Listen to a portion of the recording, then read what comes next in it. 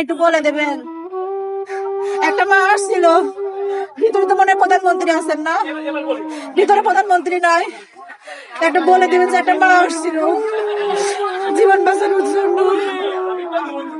আমি এরকম করে ব্রাঞ্চে যে কাঁদি, ব্রাঞ্চের কোন ম্যানেজার আমার কথা শুনেন না। আমার বাচ্চার সম্পূর্ণ আপ টু ডেট ফাইল করা আছে, তার মেডিকেল পেপারে আমি জমা দিছি, ফটোকপি করছি 100টা, শুধু টেস্ট ডাক্তারেরই তো বাদ। এখন কথা হচ্ছে কি, আমি চিকিৎসার খরচ চাই নাই, আমি শুধু চাইছি আমার ছেলেকে আমি বাঁচাবো। এমন না আমি এটা নিয়ে আমার ছেলেকে ওষুধ কিনবো, আমি যা শুধু সার্জারি করে বাঁচাবো, কারণ বোন ম্যারুর যারা পেশেন্ট তাদের বোন ম্যারু চেঞ্জ করেছে, ওটা অন্য কোনো অপশন নাই। এখন আমার প্রধানমন্ত্রীর কাছে আবেদন, উনিও তো একজন বাবা, আপনারা সবাই তো ছেলে মানুষ, সবাই কারো না কারো বাবা, আপনাদের সন্তান তারেক জিয়ারই সন্তান, আমি চাই না কারো সন্তান এটা হোক। আল্লাহ এটা আমার দিল না, আমার দিল আমি জীবনে চাইতাম না।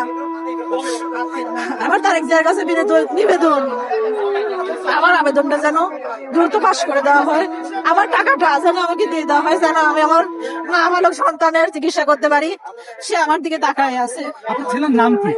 আমার ছেলের নাম মোহাম্মদ জিকরুল্লাহ হোসেন। তিনি এখন কোথায় ভর্তি আছেন? সে ভর্তি নাই, ভর্তি নাই। সে আমরা পাবনা থেকে কালকে আসছি, আমরা এটার জন্য আসছি, তাকে দেখতেছে এভার কেয়ার ডাক্তার সালে, আর হচ্ছে বোন মেরু হেড সিএমএইচ এর হেড ডাক্তার মোস্তাফিল করি, যারা দুইজন মিলে আমার ছেলে তত্ত্বাবধানে রয়েছে। আপনার হাজবেন্ডের নাম জানেন?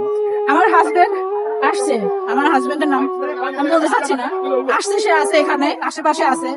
আমার হাজবেন্ড খুব বেশি বড় চাকরি করে না, সে একটা কোম্পানিতে চাকরি করে।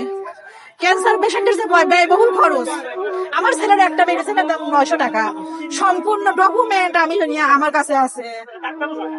আমার তো বাড়ি ভাড়া দিতে হয়, আমি এমনও দিন গেছে আমি ভাত খাই না আমার ছেলেকে, আমি ফল কিনে, আমার ছেলে তো ভাত খেতে পারে না, কিভাবে আর বুঝাবো ভাইয়া। আপনি বলছেন 12 লক্ষ টাকা আপনার ব্যাংকে আছে, এবং কোন ব্যাংকে আছে নামটা বলতে? আমার ব্যাংক হচ্ছে